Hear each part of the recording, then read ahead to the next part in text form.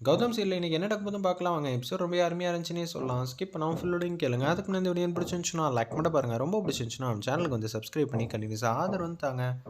நம்ம ராகினி வந்து ஏதோ ஒன்று கேடித்தனத்தை வேலை வந்து ஆரம்பிக்க போகிறாங்க போல இருக்குது. கதிர்கிட்ட பேசுகிறாங்க. கதிர், நான் சொன்ன மாதிரி காய் நவுத்தினியா சூப்பராக நேர்த்தி வந்து காவியா வந்து இம்ப்ரெஸ் பண்ணிட்டேன். மோதிரம்லாம் போட்டு விட்டேன், ஜமாச்சிட்டேன் தெரியுமா? சூப்பர்ரா, உண்மையிலேயே அன்பு பாசம் வந்துடப்போகுது. சேச்சே, அவன் மேலெல்லாம் எனக்கு அன்பு பாசம்லாம் வராது. இந்திராங்கிற ஒரு விருத்தியை வீட்டை விட்டு துரத்தணும்னா காவியா மேலே நான் அன்பா பாசமாக நடந்துக்கிட்டா தானே உண்டுங்கிற மாதிரி யோசிச்சுட்டு இருக்காங்க. இப்போல்லாம் என்னை யாருமே வந்து கண்டுக்கிறதே இல்லைன்னு சொல்லி ஏமா வந்து புலம்பிக்கிட்டு இருக்காங்க. நீ ஏன் அப்படியெல்லாம் நினைக்கிற ஏம்மா? ஒன்றுமே இல்லை, ஒன்றும் இல்லாத விஷயத்தை நீ ஏன் பெருசுப்படுத்தாத? பாரேன், உன்கிட்ட வந்து டைனிங் டேபிள் எல்லோரும் சாப்பிட்றப்ப கேட்பாங்க, ஏம்மா நல்லா இருக்கியா, உனக்கும் வந்து வளகாப்பு ஃபங்க்ஷன்லாம் வைக்கணுங்கிற மாதிரி தானே சீமந்தம்லாம் சொல்லுவாங்க. அது ரொம்ப கிராண்டியராக ரொம்ப வந்து சூப்பராக வந்து கொண்டாட போகிறோம். நீ வேணா பொறுத்து இருந்து பாருங்கிற மாதிரி அதடியாக மாதம் வந்து பேசுகிறாங்க. அந்த இடத்துல இப்படியெல்லாம் நடக்கும்னு நம்ம வெற்றி வந்து ஹேமாவோட மனசை வந்து சமாதானம் பண்ணிகிட்டு இருக்காங்க. டைனிங் டேபிள் எல்லோரும் உட்காந்துட்டு இருக்காங்க. சூப்பர்மா, இந்த ஃபங்க்ஷன் வந்து நல்லபடியாக வந்து போய்கிட்டே இருக்கு. என்ன அந்த ஃபங்க்ஷன் சொல்கிறீங்களே, நம்மளை பற்றி தான் பேச போகிறாங்கன்னு ஹேமாவும் வெற்றியும் மனசில் நினச்சிட்டு இருக்காங்க. அப்போன்னு பார்த்து அவங்கள மனசில் இருக்கிற எண்ணெல்லாம் வேற. காவியா, நீ இப்போ எப்படிமா இருக்க? எல்லாரும் உட்காருங்க, நல்லா சாப்பிடுங்க, சரிங்களா அப்படின்னு சொல்லும்போது இந்திரா தான் எல்லாருக்கும் வந்து பரிமாறிட்டு இருக்காங்க. அந்த இடத்துல கதிர் வந்து காவியா வந்து விட்டு கொடுக்காம சூப்பராக பேசிகிட்டு இருக்காங்க. சரி, ஃபங்க்ஷன் வைக்கணும் இன்னும் 3 நாளில், ரொம்ப வந்து கிராண்டியராகவும் பண்ணாமல் சிம்பிளாகவும் பண்ணாமல் மீடியமாக வந்து பண்ணிக்கலாங்கிற மாதிரி தான் ஜெயா வந்து பேசுகிறாங்க. பார்த்தீங்களா, காவியாவுக்கு மட்டும் மண்டபத்தை பிடிச்சி ஏகபோகா வந்து செஞ்சாங்க. ஆனால் எனக்கு அப்படியெல்லாம் எதுவுமே செய்யவே இல்லையே. அம்மா எது செஞ்சாலும் நல்லாயிருக்கும். ஏன்னா இப்போ கண் திருஷ்டி வந்து கொஞ்சம் ஓவராக தான் வந்து வந்துகிட்ருக்கு. நம்ம தான் கொஞ்சம் உஷாராக இருக்கணுங்கிற மாதிரி அந்த இடத்துல வந்து யோசிச்சுட்டு இருக்காங்க. இதை கேட்டோன்னு வந்து, போங்க, எனக்கு சுத்தமாக பிடிக்கவே இல்லை. அத்தை, நம்ம வீட்டில் அடுத்து என்ன ஃபங்க்ஷன் வைக்க போகிறீங்கன்னு இந்திரா வந்து பேசுகிறாங்க. என்ன, காவியாவுக்கு வந்து பேர் வைக்கிற ஃபங்க்ஷன் தான் அப்படின்னு சொல்கிறாங்க. அந்த இடத்துல, ஓ, காவியாவுக்கு பேர் வைக்கிற ஃபங்க்ஷனா, சூப்பர் சூப்பர். குழந்தைக்கு என்னம்மா பேர் வைக்க போகிறீங்கன்னு ஜெயாவும் நம்ம ராமச்சந்திரனும் கேட்குறாங்க. கதிர்கிட்டையும் காவியாக்கிட்டேயும். என்னப்பா எங்கள்கிட்ட கேட்குறீங்க? நீங்களே வந்து நல்ல பேராக வந்து வைங்க. அப்படி இல்லைடா, நானும் சரி ஜெயாவும் சரி உங்கள் 4 பேரையும் வந்து பெற்று வளர்த்து உங்களுக்கு நாங்கள் தான் பேர் வச்சு பார்க்கணுன்னு ஆசைப்பட்டோம். அப்படி இருக்கிற சூழ்நிலையில் நீங்களும் அது மாதிரி தானே ஆசைப்படுவீங்க. நீங்கள் மாடர்னாக ஸ்டைலிஷாக ஒரு பேர் வந்து செலக்ட் பண்ணுங்கள். நம்ம குட்டி ராஜாக்கு என்ன பேர் வைக்கிறீங்க, நாங்களும் ஆவலோடு இருக்கோம் அப்படின்னு சொல்லும்போது, நான் வேணால் அப்பாவாக இருக்கலாம் குழந்தைக்கு, ஆனால் முழு உரிமை வந்து யாருக்கு இருக்குதுன்னு பார்த்தீங்கன்னா காவியாவுக்கு தான் இருக்குது. காவியாவுக்கு தன்னோடதுன்னு தெரியாமையே இது என்னோடதுன்னு சொன்னான். அவளோட யூகம் எல்லாம் 100% கரெக்டாக இருந்துச்சு. அப்படி இருக்கும்போது கண்டிப்பாக இந்த விஷயத்தை வந்து காவியா தான் முடிவெடுக்கணும்.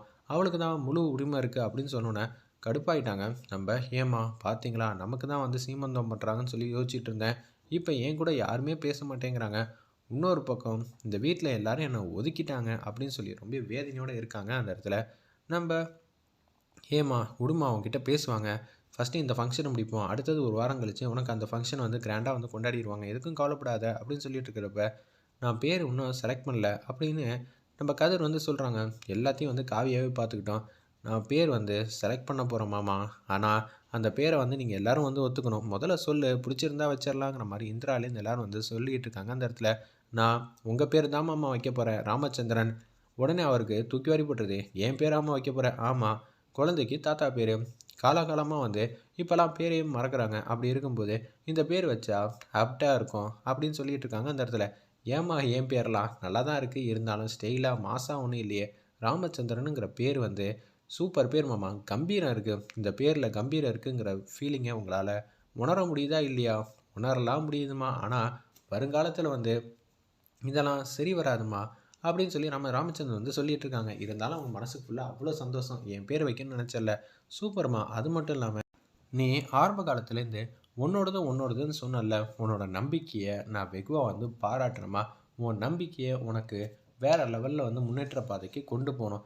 ஏன்னா சில பேர் வந்து லெஃப்டா ரைட்டான்னு யோசிக்கிறப்ப அவங்க ஒரு டேரெக்ஷனை வந்து யோசிச்சு வச்சுருப்பாங்க. ஆனால் மற்றவங்க சொல்லிட்டாங்கன்னு சொல்லிட்டு அந்த பக்கம் போயிடுவாங்க. ஆனால் நீ உன் நம்பிக்கையில் சரியாக இருந்த, முடிவு எடுக்கிறதுல சரியாக இருந்த, உன் எண்ணத்தில் சரியாக இருந்த, அப்படி இருக்கும்போது நீ செய்கிற எல்லா காரியமே வந்து பக்காவாக தான் இருக்கும். இந்த வீட்டில் இந்திரா தான் ஸ்மார்ட் கேர்ள்னு நான் சொல்லிகிட்டு இருந்தேன்.